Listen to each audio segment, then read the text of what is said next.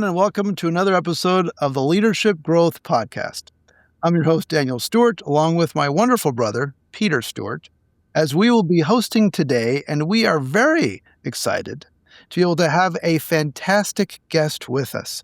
Tom Verboven has joined us, a deep expert. Well, I'll get into his expertise, but we're going to be talking all about leadership, executive assessment, and AI. What is the impact that is having as we are wanting to assess and develop executives and leaders in all levels? So before we do that, let me share a little bit about Tom's background. With over 20 years of leadership assessment experience at Tallagy, PwC, and currently at Mercer, Tom has lived in 6 countries and assessed leaders across the globe. A Belgian citizen who is now based in Dubai. Yes, it's rather late for him, so thank you. He starts his day with a double espresso while watching NBA games. I love this. Bringing reflection and a global perspective to every conversation. I can just picture you, Tom, with a small little espresso, seeing some fantastic NBA action. And first of all, welcome, Tom, to the program. Thank you very much, Daniel and Peter, for hosting me as well. Very much looking forward. There's a little correction I have to make. It's a double espresso with a pinch of milk. Like a little pinch of milk. Just a little bit, just to add that. Just a little bit, yeah. Well, that's great. And so, Tom, here's the pressing question then. If you are an avid NBA fan, what's your favorite team? I'm actually, to be honest, more like a individual player. So I'm gonna answer bored, but I'm a James LeBron fan. Definitely. So. Yeah, so it's Lakers now, but it Wonderful. Can change. I'm not very loyal, to be honest. I just, the team that plays the nicest basketball. I just want to see good basketball. Well, good basketball, exactly, yeah. You're talking to 2 guys who grew up loving the Boston Celtics.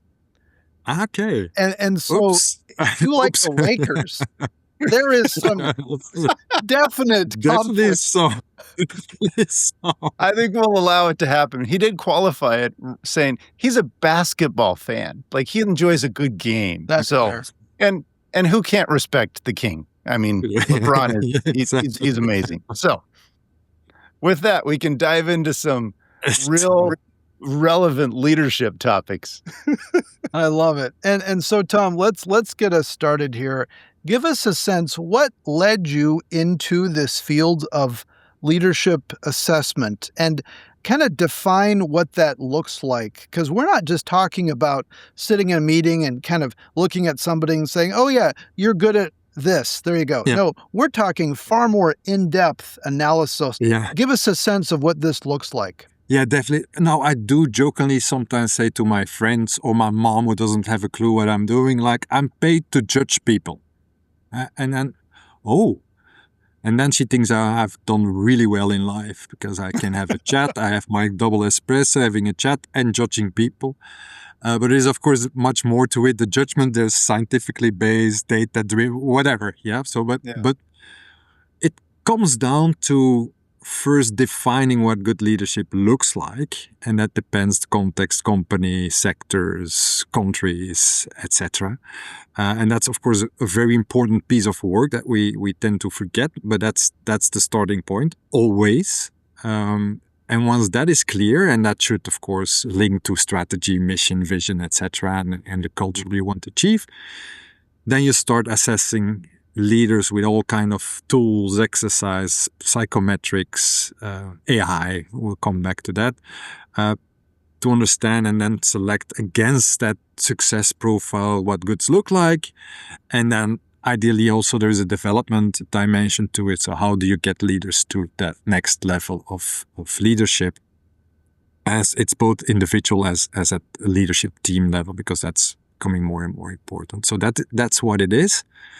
To come back to your question, how did I end up in this field? It was definitely not part of a grand master career plan, because I didn't have a clue what I wanted to do.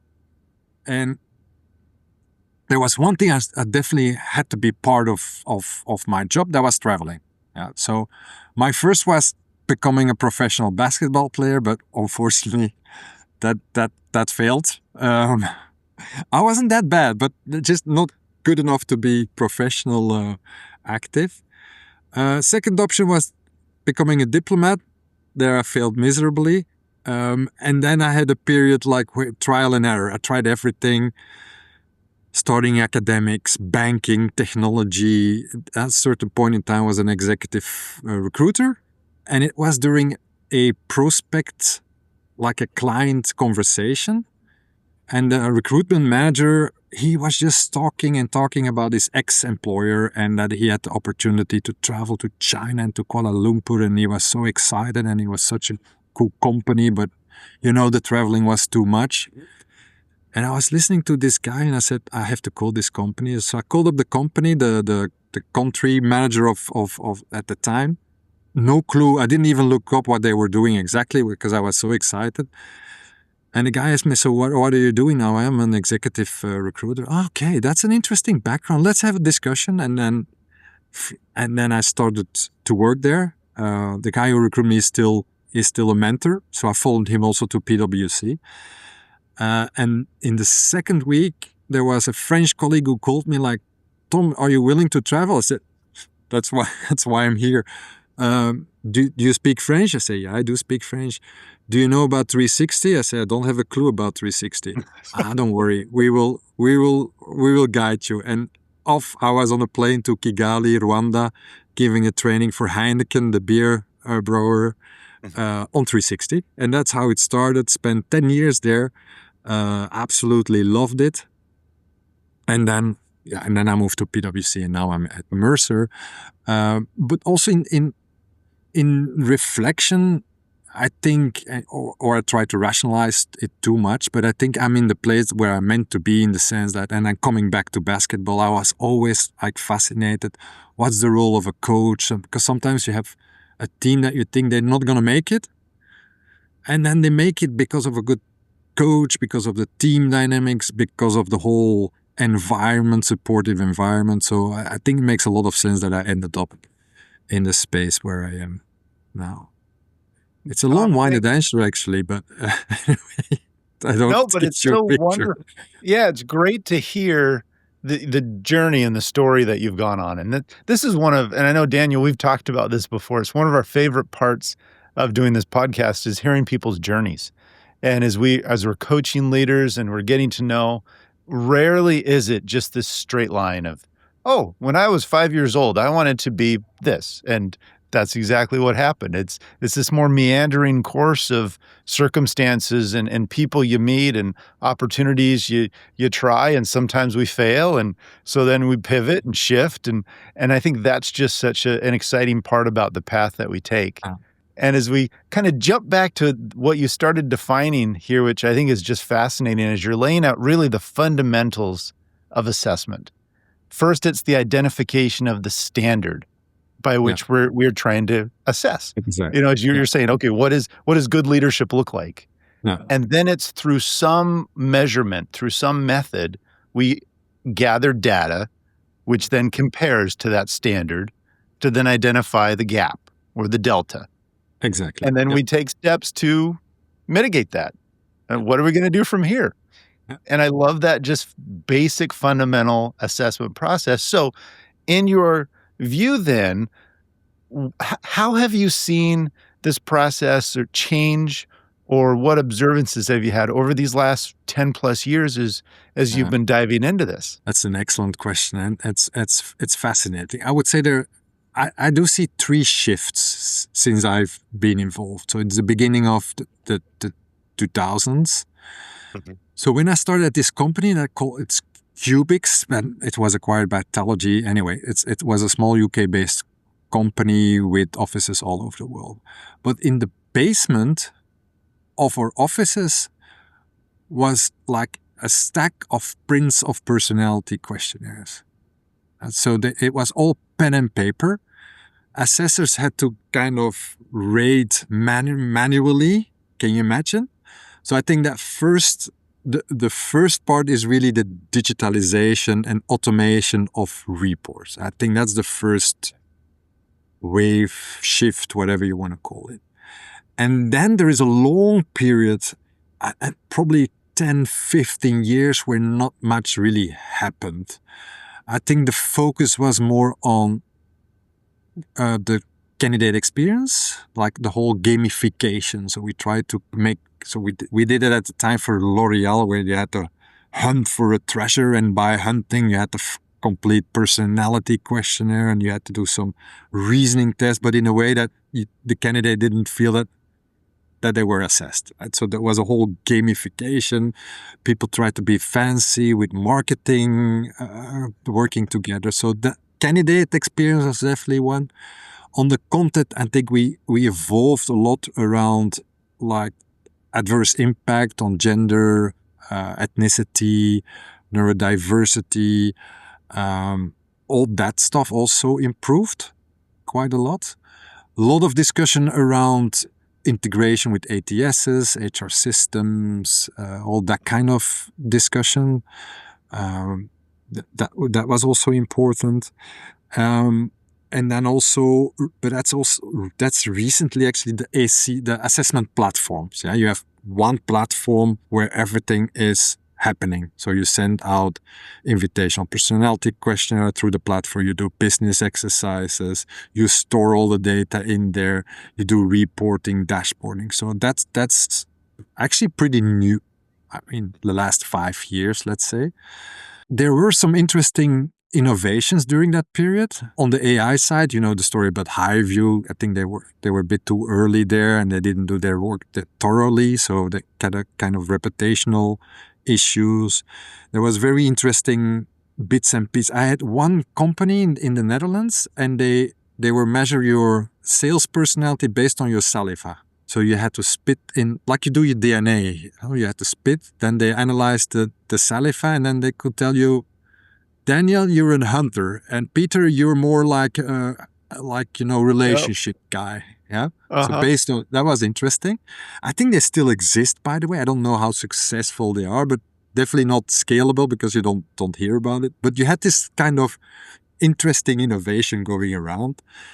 So that's the second shift wave, and then the third is of course AI, and I think we're gonna go more in depth. But basically you don't need assessors anymore. So my job becomes obsolete. So luckily, I'm almost retired.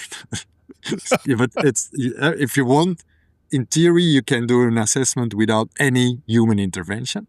So that's I think something that, and it's going at a pace that I've never seen. But secondly, even one step further is this invisible psychometrics. So you don't know, because now you know, like, Daniel, Peter are going to send you a questionnaire. So you know that you're assessed for a reason. But this invisible psychometric is more like analyzing your digital interactions during chat, during Teams, emails, etc. And that's analyzed. And based on that, they can give you a profiling. In theory, also individual. Now it's used on for cultural analysis. And people have to agree on the privacy, etc. But you can imagine one step further that's going to be used as well for individual profiling. Yeah. The breadth of the ability to gather data has just exponentially increased beyond just, here's the survey. Oh, now we're going to take your entire email or chat history and load it into as metadata to then analyze. Yeah, I mean, exactly. It is amazing. Yeah. Yeah. That's amazing. And so let's step back for a moment. The purpose for all of this assessment. So we do a fair amount of this assessment work as well. So it's really two things. And please, I want to get your thoughts on how you would add to any of this here. It's really candidate selection. So it's understanding and helping inform decision-making for a hire, to be able to help the organization, the hiring manager, look at candidates and run them through a battery of simulations, assessment, and here's a report to be able to assess. And then the other is, after they are hired, so that we can assess, all right, where are they currently in terms of their leadership capabilities, their potential for succession? Maybe the board is interested, or senior management, or HR. And so here again is the report. Does that kind of sum up, or what other circumstances, purposes have you experienced? How would you build off of that? It's mainly that. Yeah, it's for hiring, selection. Once they're in, it's for succession. Also, high potential programs out of these 100 people who are your high potentials we need to invest in. So that are the used cases. Development, purely development. You do an assessment as a starting point for a development program, but that are the key reasons, the key used cases. Yeah. Gotcha. Yeah. So then let's just double click and dive deeper into the whole AI interaction with this process. Yeah. What are the impacts now and in the near future that AI will have on assessment? Yeah. It's a good question. I I give you my point of view because I cannot see in the future. But as for now, in theory, we can use AI in every single assessment tool, simulation exercises. Yeah. So that's why I said in theory, you don't need any human interaction, any assessor-led intervention anymore. So you have your personality questionnaires that's automated. There's no human intervention. There is reasoning tests. There is 360, whatever tool you want to use.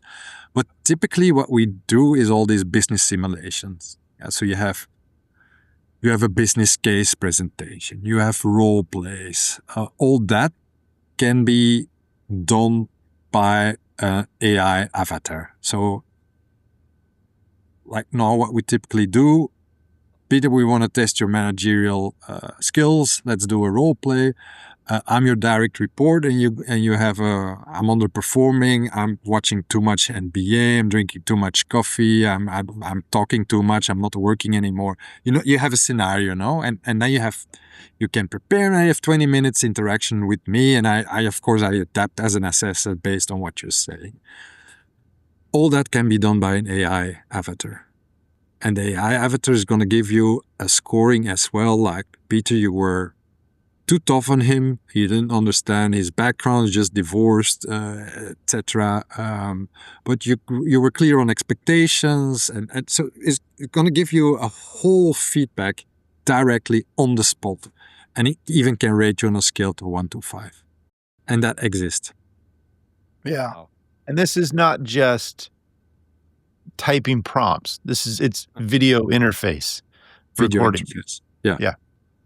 Depending on what you're saying to me that day. Do you find, Tom, that it's accurate? Or the other question is it helpful? Those are two angles as you're kind of seeing this play out and personally experiencing this with a vested interest as you're kind of working through this. How do you find the AI feedback and the AI integration as relating to accuracy and helpfulness? So I tried it myself a couple of times, and I was impressed by the feedback I got from the AI avatar. Of course, this is based on 1-2 times trying, so it's hard to say. So there's still some work on, is it valid and reliable? Because that are the key criteria for us to use tools, to use personality questions, etc. So we still do need to do work. So if we use it, we probably need to use it as an AI, and then a human will look at it to kind of validate the scoring. Yeah, so I don't have the confidence yet to fully say, yes, it's accurate. That said, it eliminates noise. So I'm not sure if you're familiar with Kahneman's work on noise. So basically, even as an assessor, I'm biased. You biased, we're all biased. That's one. But you also have the aspect of noise, meaning if I get up here in Dubai, it's 40 degrees, it's way too hot and my airco doesn't work and I have to assess Peter on his managerial skills, I'm not in the mood. Yeah, it has an impact. Even if I think doesn't have an impact, it has an impact. Yeah, or I don't know, something. I mean, the Boston Celtics lost their game. I don't know which impact that depends who's assessing who, but it does has an impact. So so the whole noise aspect just disappears. So it's more about, is it reliable and valid or accurate, as you said. That's the key question. And I cannot give you an answer yet. We don't. There's still a lot of research to do before answering that question. But I think if there's still a human validation aspect, or definitely in the beginning, and if you see, okay, that makes sense, and ideally different assessors rating to make sure that it's accurate. But it's still, that's the work that we still need to do. And then I think on the helpful, not for me because I'm losing my job. For the client, it's cheaper, but so help. It depends which angle you're looking at it. Yeah. But it's helpful. What'll be interesting as well is, as you know, this methodology is just utilized more, and we have more data. That whole helpfulness question can be answered, but it's also, there's just the level of interaction is, do people act the same way when they're interacting with a simulation, with an AI, as opposed to a human? You know, and weighing out that variable, because it does, as you're stating, it gets us closer and closer to more of that laboratory type setting, where you're helping to control so many of the environmental factors and variables that could, take a portion of the variance of response and account for that. Yeah, it's an excellent question.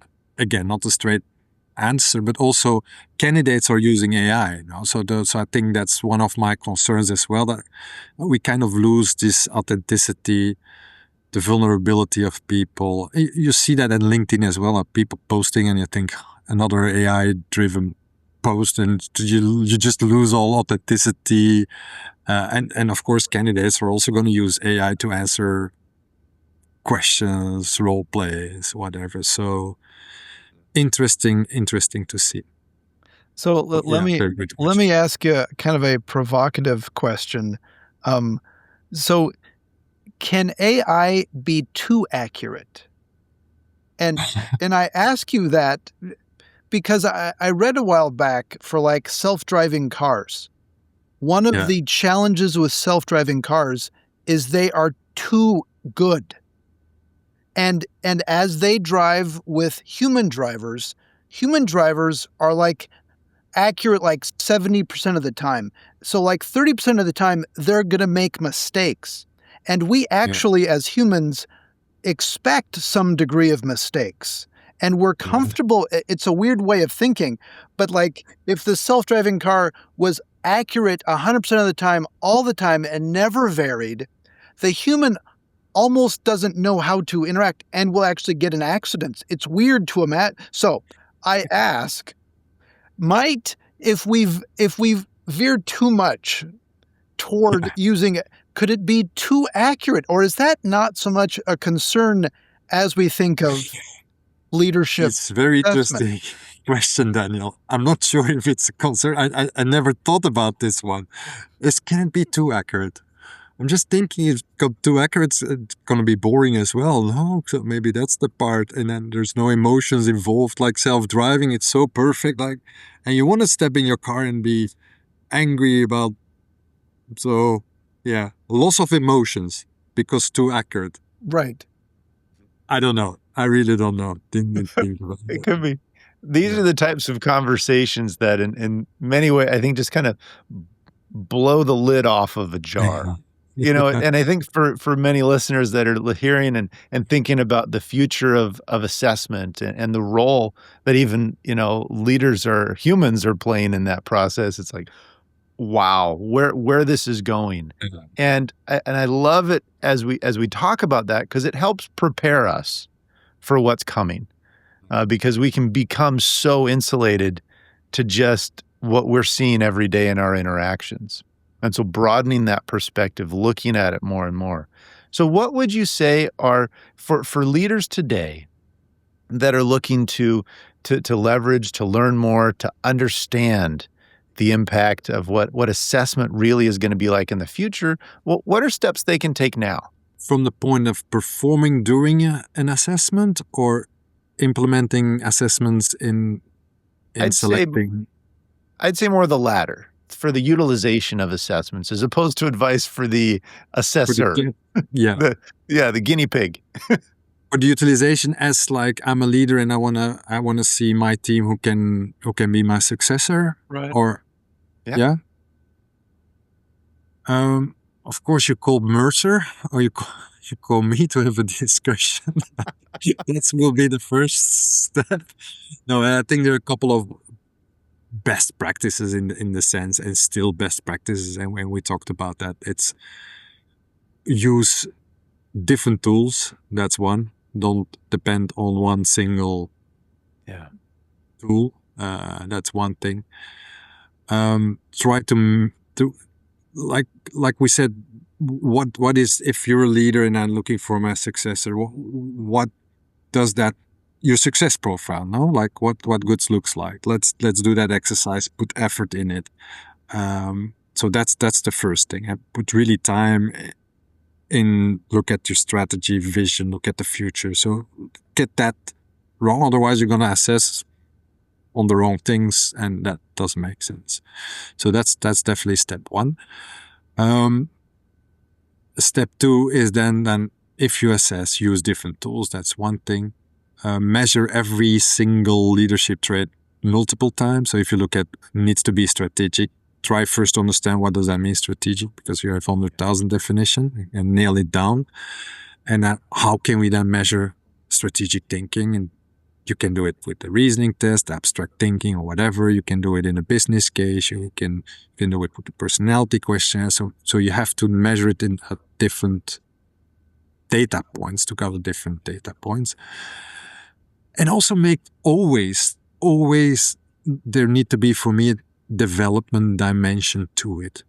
So if you're very transparent around your team, like now I know a better feel of where you stand, the reason should always be development, help them in their journey as a leader to become a better version of themselves. That's I think that's, even if you don't get the job, that should be the goal now, to have better leaders in companies, in society. That's the thing, the most important. That's well said. And I want to get your thoughts on a caution around AI, and then Peter can kind of wrap us up here.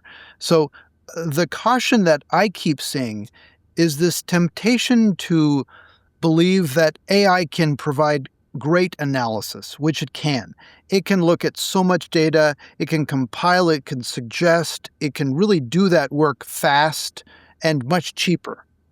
The trick is sometimes we as humans might conclude we don't have to be as involved, or we don't need to understand or take as much time to then understand things. It's almost like, well, it's been done, fine, we'll just quickly do it, versus taking the time to have a conversation to really process ourselves and understand and integrate, as well as understanding what is the success profile. It can be an easy temptation to say, oh, generally the AI is providing these 5 or 10 things, I'll just pick here. And it's an easy way of making it quicker, which might be helpful, but it might shortchange the level of time that we actually need to spend. So talk about where we as humans still need to spend time and even utilizing what AI can provide. Yeah. No, that's an excellent question. There's an interesting study recently done, and like in psychometry, we typically look at what we call the big 5, which is extraversion, introversion, conscientiousness, and I think that one is very important. It's conscientiousness, and that went down. So people are much less, as you said, much less in the depth of things. They don't think anymore what's behind. The whole reflection is moving away because, like you said, okay, what's the success profile in the banking sector in, I don't know, where, and you type it in, okay, hop, let's just copy paste. And the whole thought process is, it's big, you become intellectually lazy a bit, yeah? And that's a risk. And that's worrying. That's really worrying, yeah. Yeah, that's really well stated, and I think a good way for us to kind of wrap things up today on this conversation. We've talked about so many different avenues. I'm still thinking about this.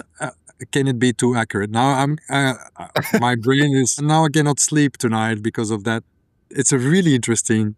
You triggered me, Daniel. Right, especially when you combine it with the caution you just said that we might become intellectually a little lazy. Just assume it's all too accurate and it's all right. But we still have to do work. We still have to think through it. We still need a process for ourselves. And that's our responsibility as humans. Instead of just... And we need to fail, no? We need to fail to learn as well. I think that's amazing. We have to fail. And are we over trusting of whatever the output is from our algorithms? You know, does that make us lazy thinkers? Because we're like, oh, well, the AI is doing it for us. Yeah, and I think it's also concerned the reinforcing of biases, and now we just accept what comes out on the AI. So there's quite a lot of concern. So as we think about this, we keep going back to this identification of the standard of success. Yeah, and I think that it's fundamental to all assessment. It's fundamental to this conversation. Tom, what is the one thing you would advise a leader to establish an accurate standard of success? What advice would you give them? That's almost philosophical, no? It's because that's almost the question, what is good leadership? And then if I ask 100 people, we get 100 different. But for me, leaders need to do good, right? So for me, it's not only about profit, and you should be profitable. That's why you're in business. But you should also take into account what are the consequences for humanity, for people, for planet. So I think that you need to do both good. That's my belief, and that's a bit philosophical worldview, but I do think good leaders do good for the world and are high on integrity. I think that's a base for good leadership. Yeah. I love it because you're highlighting the need for, yes, there are technical competencies, but in the end, a leader is a human and needs to do good with other humans. And there are those emotional, warm, human, pure human types of characteristics that need to be present, need to be focused on. Absolutely. That's well said, and frankly, a great way to kind of wrap up our conversation as we've been talking so much about this AI integration with executive assessment. Yes, AI can help do so much analysis. And in the end, how do we make sure that the human side is still present and in good balance? Tom Verboven, thank you so much for joining us on another episode of Leadership Growth Podcast. We need to embrace both ends, right? And technology and human. Sorry, I was interrupting you. I think we have to do end story. Yeah, great point. Tom, thank you for joining. It's been fantastic. All of our listeners, thank you for joining as well. Yes, thank you. It's been so good. Please reach out, like us, and subscribe for future podcast episodes coming out to you. And please take the things you've learned and elevate and continue to strengthen your own leadership journey. All the best to everybody. Take care. If you like this episode, please share it with a friend or colleague. Or better yet, leave a review to help other listeners find our show. And remember to subscribe so you never miss an episode. For more great content, or to learn more about how Stewart Leadership can help you grow your ability to lead effectively, please visit stewartleadership.com.